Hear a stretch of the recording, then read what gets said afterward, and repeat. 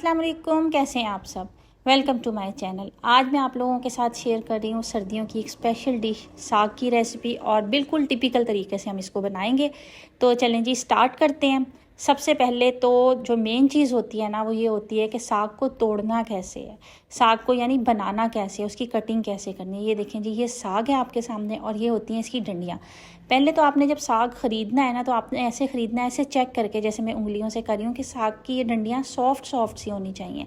ये हार्ड ना हो, सख्त ना हो, क्योंकि अगर ये सख्त होती हैं तो फिर साग गलता नहीं है। और फिर इन डंडियों को हम इस तरह से छील लेते हैं। ये देखें, इसके ऊपर ये जो एक लेयर सी होती है ना, इसको हमने छील लेना होता है और इसके अंदर से सॉफ्ट सॉफ्ट वाला हिस्सा जो है वो निकाल लेना होता है।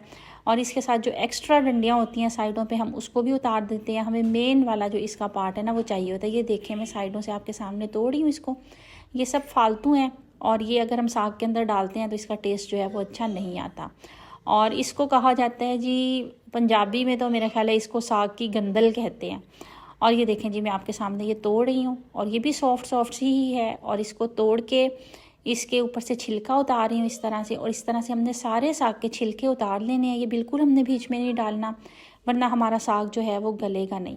और अगर आप सख्त वाला साग बनाएंगे, यानी कि जो जिसकी डंडियाँ हार्ड होंगी, तो वो भी नहीं गलेगा। उसके बाद ये देखें जी, अब मैं करूँगी साग की कटिंग। ये सारा साग है जिसको हमने नरम नरम वाली डंडियाँ ले ली थी और उनको छील लिया था। अब इसके बाद इसकी हम कटिंग करेंगे। और कटिंग हमने करनी है जिस तरह भी आपको इजी हो। आप लोगों को कटिंग बोर्ड पे इजी है, आप लोगों को छुरी के साथ, जिस तरह से भी आप लोग साग की कटिंग इजीली करना चाहते हैं वैसे कर लें। बस कोशिश करें कि साग को बारीक बारीक काट लें, क्योंकि बारीक कटा होता है तो वो ज़रा जल्दी गल जाता है और जब हम उसको घोटते हैं तो वो जल्दी आराम से जो है घुट भी जाता है। ये देखें जी, अब मैंने साग की कटिंग कर ली है। इसके बाद जो इसके अंदर दूसरे नंबर पे चीज़ जाती है वो होती है बाथू। ये देखें जी, ये बाथू है। ये थोड़ा सा मुरझा गया है क्योंकि इसे हम कल लेके आए थे और मैंने वीडियो बनानी थी, तो कल मैं वीडियो नहीं बना सकी, तो फिर ये रात में पड़ा रहा है, जिसकी वजह से ये थोड़ा सा बेचारा मुरझा गया है। लेकिन कोई बात नहीं, इसको इस तरह से कटिंग करते हैं, तोड़ते हैं जिस तरह से धनिया तोड़ते हैं। ये देखें, इसकी डंडियों से ना हम इसको अलग कर लेंगे, इसके पत्ते, ये सब पत्ते हम अलग करते जा रहे हैं। और पत्ते अलग करने के बाद जो दरमियान में इसकी मेन डंडी होती है ना, उसको हमने ज़ाया कर देना है। ये देखें जी, ये सारे पत्ते मैंने तोड़ लिए थे और पत्ते तोड़ने के बाद अब मैं इसकी भी कटिंग कर लूँगी। अभी पहले तो यहाँ पर मैं आपको बता रही हूँ कि साग और बाथू किस तरह से कटिंग करनी है, और उसके बाद जो है फिर मैं आपको इनकी क्वांटिटीज़ बताऊंगी कि कितना साग हो तो उसके अंदर कितना बाथू और कितनी पालक होनी चाहिए।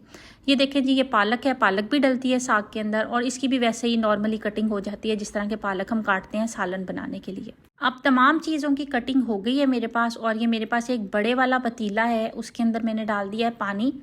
और इसके अंदर मैंने तकरीबन 3 लीटर पानी के डाले हैं। पानी को गर्म कर लेंगे और फिर इसके अंदर साग, बाथू और पालक जो है हमने काट के, ये देखें आपके सामने रखी हुई है, काट लिया था और इसको बहुत अच्छे से वॉश भी कर लिया था।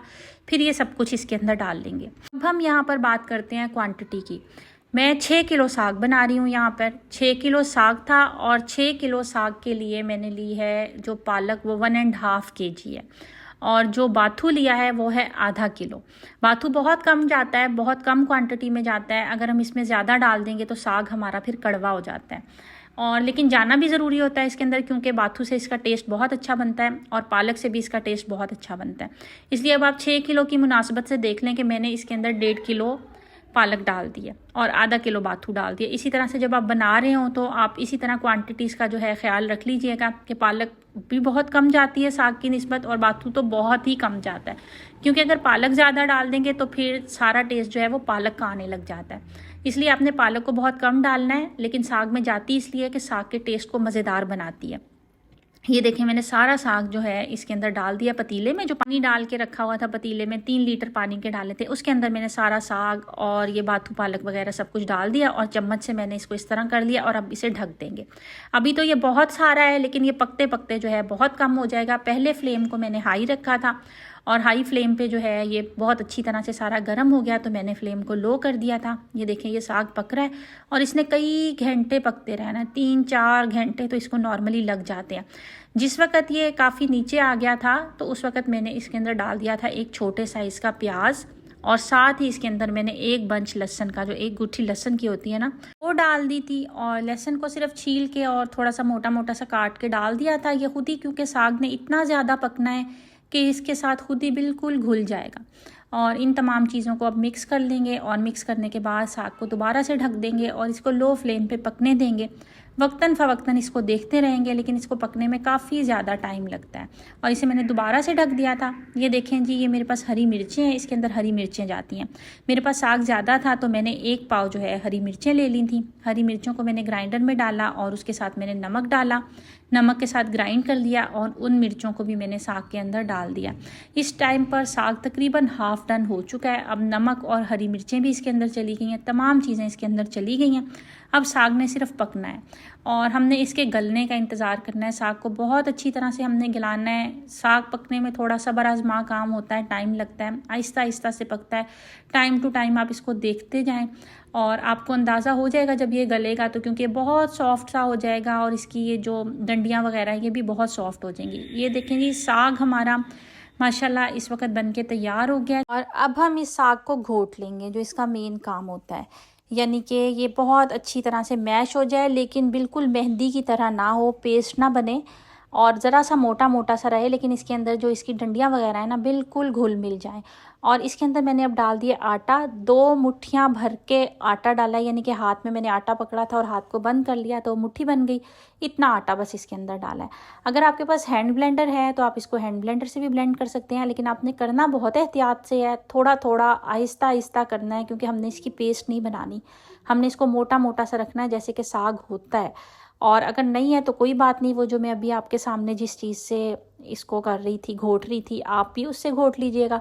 बहुत अच्छा घुट जाता है। अगर बहुत ज़्यादा अच्छा गला हुआ है साग तो बहुत अच्छा घुट जाता है। ये देखें जी, साग हमारा माशाल्लाह बिल्कुल तैयार हो गया और आप देख सकते हैं कि इसकी पेस्ट नहीं बनी है, जिस तरह साग होता है उसी तरह का है। ये मैं आप लोगों के साथ बिल्कुल ऑथेंटिक और टिपिकल एक रेसिपी शेयर कर रही हूँ। मेरी नानो इसी तरीके से साग बनाती थी हमेशा, और उसके बाद फिर मेरी वालदा भी इसी तरह से साग बनाती हैं और अब मैं भी इसी तरह से साग बनाती हूँ। यानी कि ये एक ऐसी रेसिपी है जो आप कह लें कि नस्ल दर नस्ल चल रही है और इस तरह से साग बनता भी बहुत ही मज़े का है। और अब हम साग का तड़का तैयार करेंगे। तड़का तैयार करने के लिए लहसुन और अदरक को ग्रेट कर लिया था, ऑयल के अंदर डाल दिया और इसे अब हम कर लेंगे गोल्डन गोल्डन सा।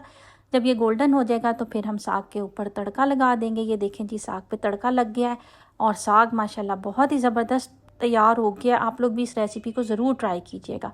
और जब ये तड़का लगा दिया था तो उसके बाद हम इसको सर्व करते हुए इसके ऊपर मक्खन डालेंगे। अगर मक्खन हो तो मक्खन डालें, देसी घी हो तो देसी घी डालें। बहुत ही मज़े का लगता है, साग का फ्लेवर और ज़्यादा बढ़ जाता है। उम्मीद है आप लोगों को मेरी आज की ये रेसिपी बहुत पसंद आई होगी। अगर आप लोगों को मेरी वीडियो पसंद आई हो तो मेरे चैनल को लाइक और सब्सक्राइब कर दीजिएगा और बेल आइकन को प्रेस कर दीजिएगा। आज के लिए इतना ही, मिलते हैं इंशाल्लाह एक नई वीडियो में एक नई रेसिपी के साथ। अल्लाह हाफिज़, थैंक यू।